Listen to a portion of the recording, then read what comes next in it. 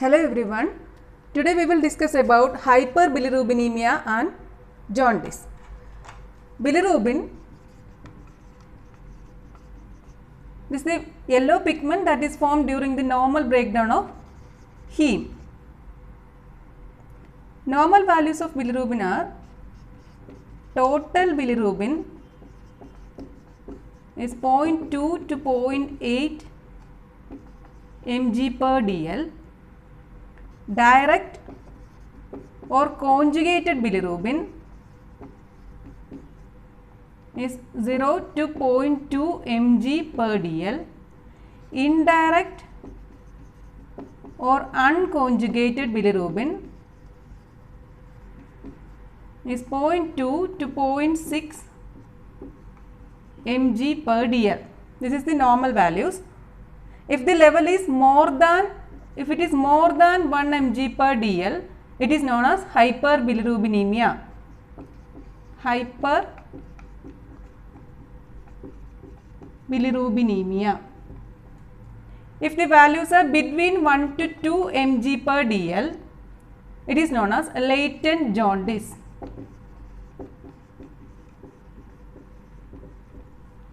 If it is between 1 to 2 mg per dl, it is latent jaundice. If the value is more than 2 mg per dl, then bilirubin will diffuse into the tissues. Since the bilirubin is a yellowish pigment, there will be yellowish discoloration of skin, mucous membrane, sclera, and this results in jaundice if the level is more than 2 mg per dl. Clinically, jaundice is known as icterus. It is icterus. So, let us see the types of hyperbilirubinemia.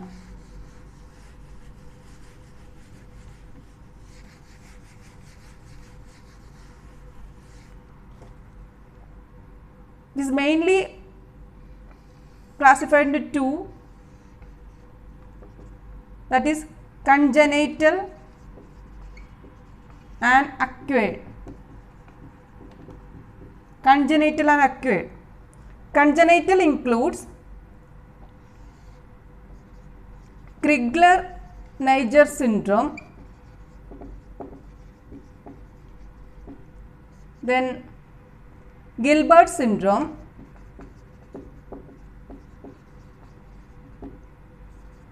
next one is Dubin-Johnson syndrome and Rotor syndrome. This is congenital. That acquired is mainly classified into two, that is neonatal type and adult type. Neonatal type, it includes physiological jaundice, then breast milk jaundice or jaundice due to breastfeeding, and third one is pathological jaundice. Adult type is mainly of three types: pre-hepatic, hepatic and post-hepatic. These are the types of hyperbilirubinemia. So, first we will see congenital hyperbilirubinemia. In this, first one is Crigler-Najjar syndrome.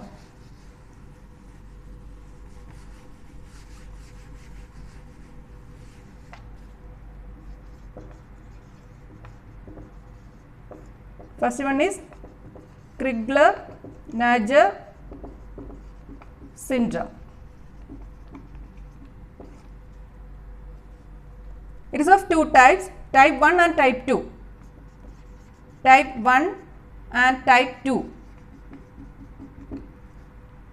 Type 1, it is a rare autosomal recessive disorder. Rare autosomal recessive disorder. It is due to the deficiency of the enzyme UDP glucuronide transferase. Glucuronide transferase. It is characterized by severe congenital non-hemolytic unconjugated hyperbilirubinemia and jaundice. So, there is increased production of unconjugated bilirubin. It is characterized by severe congenital non-hemolytic unconjugated hyperbilirubinemia and jaundice. This condition is usually fatal within 15 months, within the first 15 months of life.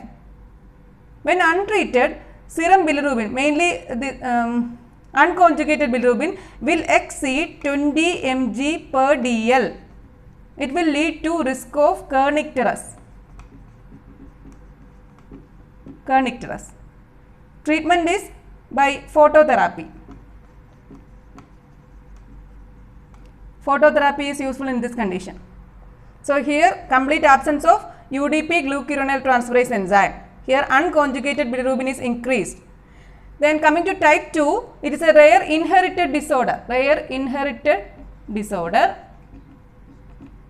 It is due to partial deficiency of the enzyme UDP glucuronide transferase. Here partial deficiency only.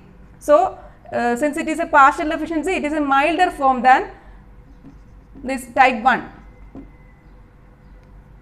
Here there is unconjugated bilirubin will increase more than 20 mg per dl. Here unconjugated bilirubin does not exceed 20 mg per dl. Here it is risk of kernicterus. Here there will not be risk of kernicterus. Then bile contain bilirubin monoglucuronide.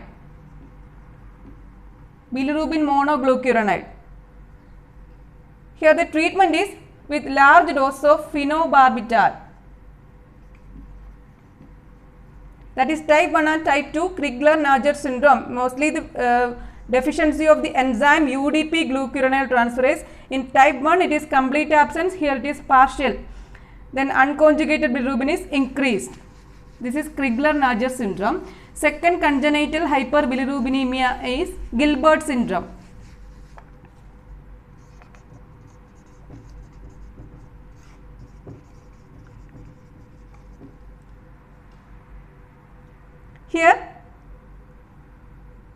Here also unconjugated bilirubin is increased. This Gilbert syndrome, it is due to mutations in gene encoding bilirubin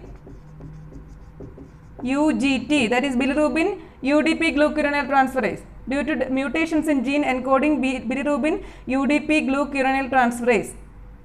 It is due to a defect in hepatic clearance of bilirubin, mainly due to defect in uptake by liver cells.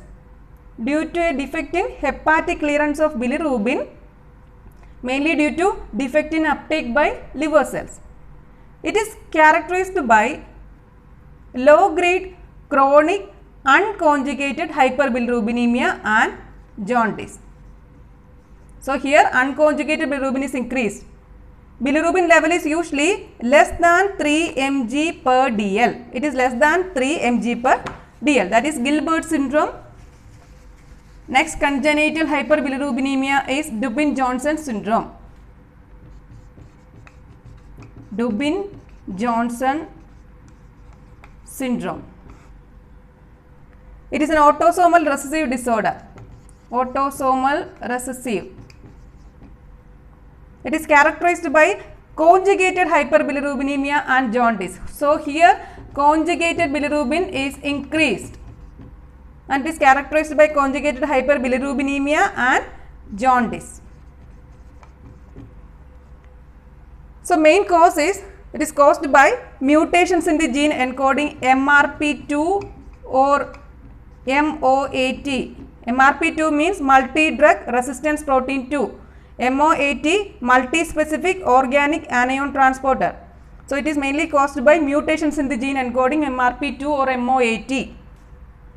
Then here bilirubin gets deposited in liver and it appears as black in color.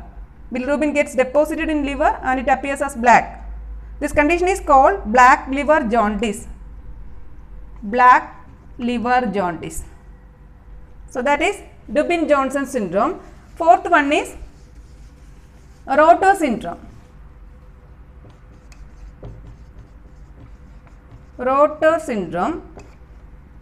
It is a rare benign condition. It is a benign condition.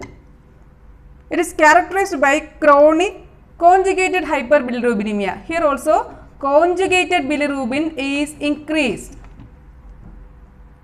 It is similar with that of Dubin-Johnson syndrome, but there is no staining in liver. In Dubin-Johnson syndrome, there is black staining. Here, there is no staining in liver. So, this is about congenital hyperbilirubinemia. Second type of hyperbilirubinemia is acquired.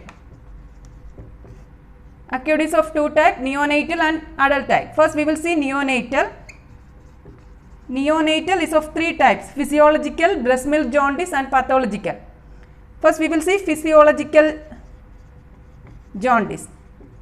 It is also known as transient neonatal physiological jaundice. Transient physiological jaundice. It results from an increased hemolysis.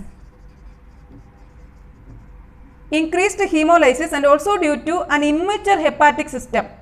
Immature hepatic system for uptake, conjugation and secretion of bilirubin. It is mainly due to increased hemolysis and due to immature hepatic system for the uptake, conjugation and secretion of bilirubin. It is the most common cause of neonatal unconjugated hyperbilirubinemia. So, here unconjugated bilirubin is increased. This appears 48 to 72 hours after birth. Then it will subside after 1 to 2 weeks or within 1 to 2 weeks. Here phototherapy is helpful. Phototherapy. It is helpful in this condition, neonatal physiological jaundice. So, in physiotherapy, there is exposure to visible light. This exposure to visible light will promote hepatic excretion of unconjugated bilirubin. This is by converting some bilirubin to other derivatives like maleimide fragments and geometric isomers. So, these can excreted in bile. So, phototherapy or exposure to visible light is helpful in this condition. It promotes hepatic excretion of this unconjugated bilirubin. This is by converting some bilirubin into other derivatives like maleimide fragments and geometric isomers. So, these can excrete in bile. So, this is physiological neonatal jaundice. Second one is breast milk jaundice or jaundice due to breastfeeding.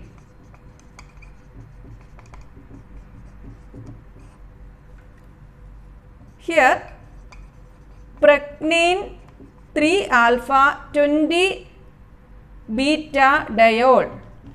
Precnine 3-alpha 20-beta diol. It is an unusual isomer of precnine diol.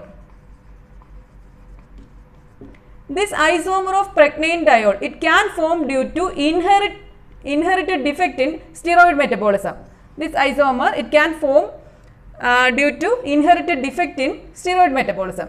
This isomer may be excreted in the breast milk in small proportion. This isomer can inhibit glucuronide transferase activity. It can inhibit glucuronide transferase activity and it produces prolonged non-hemolytic unconjugated hyperbilirubinemia. So, here unconjugated bilirubin is increased and it leads to jaundice in infants. So, it is an isomer, it is formed due to inherited defect in steroid metabolism. This isomer can inhibit glucuronide transferase activity and produce prolonged non-hemolytic unconjugated hyperbilirubinemia and can lead to jaundice in infants. That is breast milk jaundice or jaundice due to breastfeeding. Third neonatal type is pathological. Pathological neonatal jaundice. This include mainly hemolytic disease of newborn. hemolytic disease of newborn. So this is about acquired neonatal jaundice. Then in acquired, it is next type is adult type. 3 types are there: pre-hepatic, hepatic and post-hepatic. Pre-hepatic, it is hemolytic jaundice. It is hemolytic jaundice. In this, there is excess production of bilirubin. Excess production of bilirubin that overtakes the ability of the liver to conjugate the bilirubin and excrete into gut. Mainly, unconjugated bilirubin is increased. So here, unconjugated hyperbilirubinemia is seen. So it is in this condition, there is excess production of bilirubin that overtakes the ability of the liver to conjugate the bilirubin and excrete into gut. Here, unconjugated bilirubin is increased. Its main causes are abnormal shapes of RBC, G6PD enzyme deficiency, then toxins like this carbon tetrachloride, etc. There will be increased excretion of urobilinogen and stercobilinogen. Increased uro and stercobilinogen, and there will be absence of bilirubinuria. Absence of bilirubinuria. That is pre-hepatic. Coming to hepatic, it is also known as hepatocellular. Hepatocellular jaundice. Here, conjugated bilirubin is increased. Here, urobilinogen is low or normal. Then bilirubinuria is present in hepatic jaundice. Bilirubinuria, here it is absent, here it is present. Bilirubinuria is present. Main causes are drug induced. For example, chloroform, drug induced, then hepatitis virus, then liver cirrhosis. These are the main causes of hepatic jaundice. There will be hepatic parenchymal cell damage which impairs conjugation. Hepatic parenchymal cell damage that will impair conjugation. That is about hepatic jaundice. Next one is post-hepatic, also known as obstructive jaundice. Obstructive jaundice. Here also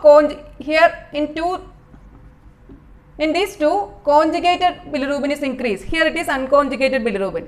Here also conjugated bilirubin is increased due to the blockage of hepatic or common bile duct. Blockage of hepatic or common bile duct. This is due to either a gallstone or due to carcinoma of head of pancreas. Carcinoma of head of pancreas. So because of this obstruction, bilirubin diglucuronide cannot be excreted. It enters into hepatic veins and lymphatics, and conjugated bilirubin appears in blood and urine.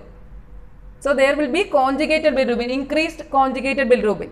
There will be obstruction. Because of the obstruction, bilirubin diglucuronide that cannot be excreted. It enters into hepatic veins and lymphatics, and conjugated bilirubin appears in blood and urine. Then conjugated bilirubin in urine, bile salts in urine, and clay colored stool are seen. Conjugated bilirubin in urine, bile salts in urine, and clay colored stool. These are the characteristics of post-hepatic jaundice. So this is about hyperbilirubinemia and jaundice. This is today's topic. Thank you for watching.